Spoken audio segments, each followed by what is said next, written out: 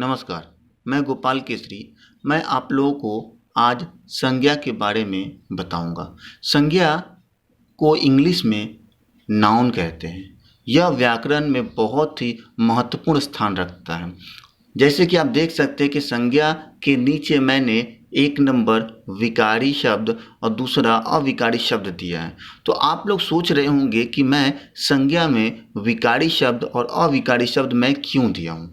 तो सबसे पहले मैं यहाँ पढ़कर बता दूँ आप लोगों को, जिन शब्दों का रूप परिवर्तन होता है वे विकारी शब्द कहलाते हैं। जैसे कुत्ता, कुत्ते, कुत्तों, मैं, मुझे, हमें, अच्छा, अच्छे, खाता है, खाती है, खाते हैं। इनमें संज्ञा, सर्वनाम, विशेषण और क्रिया विकारी शब्द हैं। अर्थात विकारी शब्द के अंतर्गत संज्ञा, सर्वनाम, विशेषण और क्रिया आते हैं। अर्थात नाउन, प्रोनाउन, एडजेक्टिव, वर्ब। ये चार जो है वो विकारी शब्द के अंतर्गत आते हैं। अर्थात यहाँ बताया जाए, विकारी शब्द का मतलब ये हुआ कि जिसमें किसी वाक्य की रचना जब हम करते हैं तो विकारी शब्द जो भी होते हैं वो लिंग और वचन के अनुसार बदलते रहते हैं। जैसे कुत्ता का भी हम लोग उपयोग कर सकते हैं, कुत्ते का भी उपयोग कर सकते हैं, कुत्तों का भी उपयोग कर सकते हैं। तो अर्थात हम लोग बोल सकते हैं कि संज्ञा जो है विकारी शब्द है और वो लिंग वचन के अनुसार परिवर्तित होता रहता है। लेकिन दूसरे तरफ हम लोग जाते हैं तो देखते हैं अविकारी शब्द।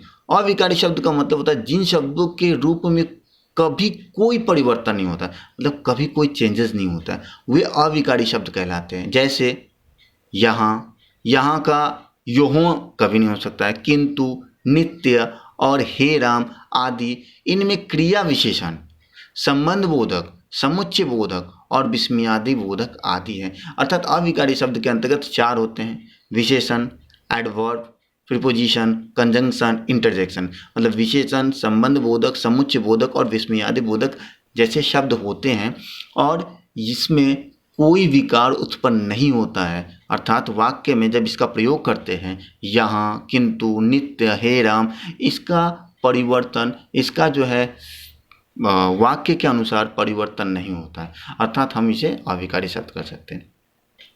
यहाँ पर एक बात ध्यान देने की है कि संज्ञा जो है, एक चीज क्लियर हो जाता है कि संज्ञा जो है विकारी शब्द है। अर्थात संज्ञा जो है वचन, लिंग के अनुसार बदलता रहता है। अब सब हो जाने के बाद अब हम लोग सोचते हैं कि संज्ञा एक्चुअली बोला किसे जाता है, अर्थात संज्ञा किसे कहते हैं।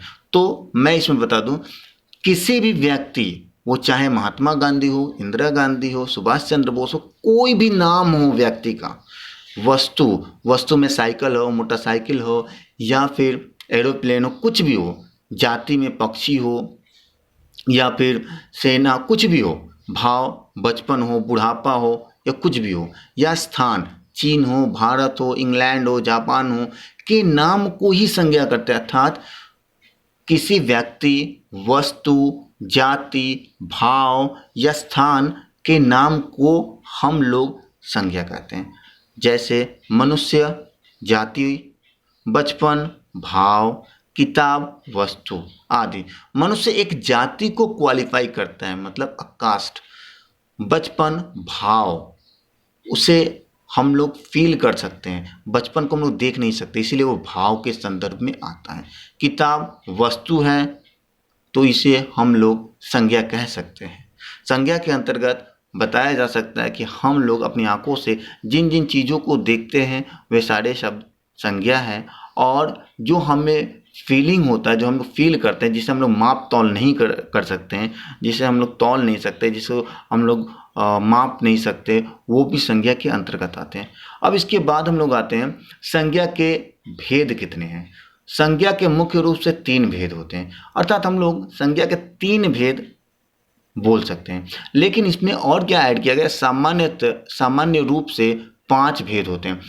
जैसे कि बता दो, संज्ञा जो है एक्चुअली 3 प्रकार के ही होते हैं, लेकिन 3 प्रकार के बाद उसमें और 2 प्रकार ऐड किए जाते हैं, वो मैं बाद में बताऊंगा।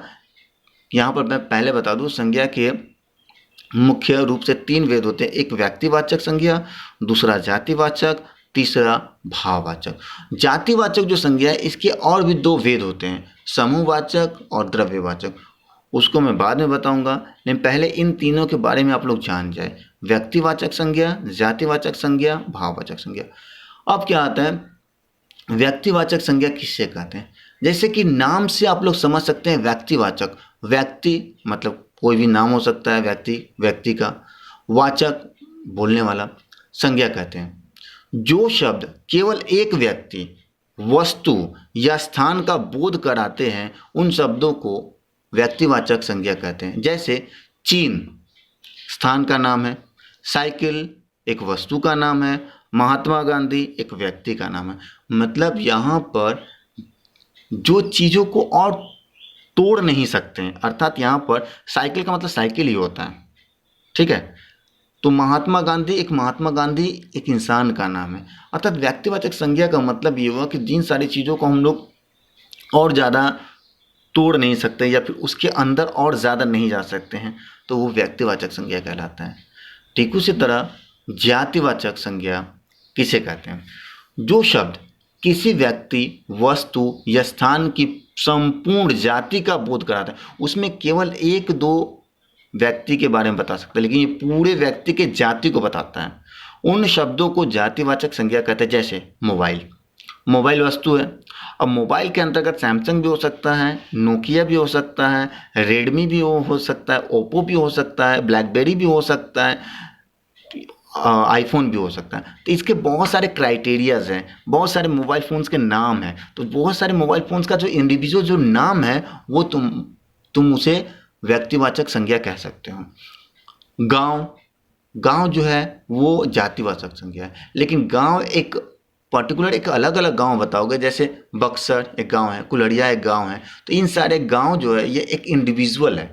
तो उस एक इंडिविजुअल गांव को आप लोग व्यक्तिवाचक संज्ञा कह सकते हो, लेकिन एक पूरे समूह को, गांव को आप व्यक्तिवाचक संज्ञा नहीं कह सकते, वो जातिवाचक।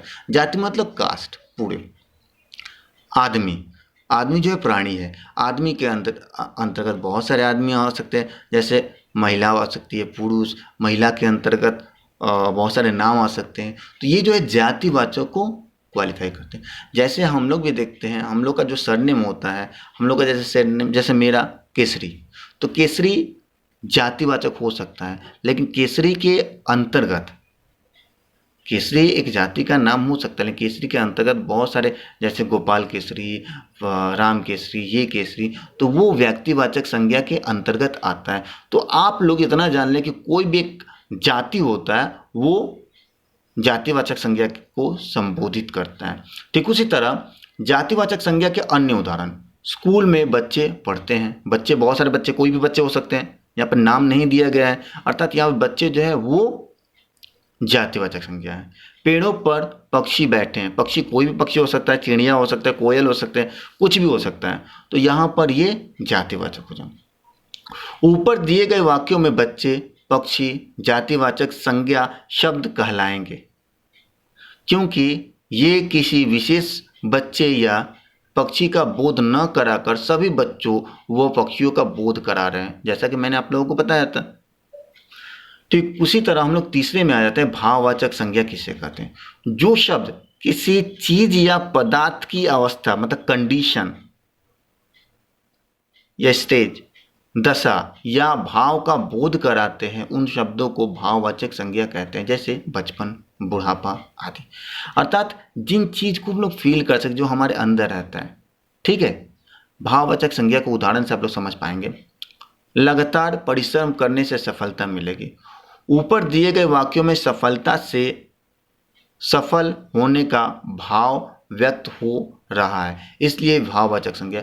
भाववाचक संज्ञा का मतलब हुआ कि हमारे अंदर की भावनाओं को परिलक्षित करता है, हमारे अंदर के भावों को दर्शाता है, तो हम उसे भाववाचक संज्ञा कह सकते हैं। जैसा कि इसमें मैंने आप लोगों को संज्ञा एक विकारी शब्द है, इसके बारे में मैंने बताया।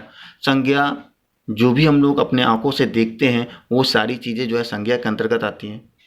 तीसरा व्यक्तिवाचक संज्ञा। व्यक्तिवाचक संज्ञा का मतलब एक जो है व्यक्ति, स्थान, जाति को हम लोग, जाति नहीं, किसी एक व्यक्ति को हम लोग संज्ञा कह सकते हैं, किसी एक वस्तु को हम लोग संज्ञा कह सकते हैं। जातिवाचक पूरे एक समुदाय, एक कास्ट को क्वालिफाई करता है, एक जाति को व्यक्त करता है, वो हम लोग जातिवाचक संज्ञा उसे कह सकते हैं। भाववाचक संज्ञा जो हमारी भावनाओं को परिदर्शित करता है, जो हमारे भावनाओं को व्यक्त करता है, उसे हम लोग भाववाचक संज्ञा कह सकते हैं, जैसे बचपन, बुढ़ापा। तो इन सारे चीज़ों से आप लोगों को, मुझे जहाँ तक लगता है कि संज्ञा की छोटी सी इंट्रोडक्शन को आप लोग समझ पाए होंगे।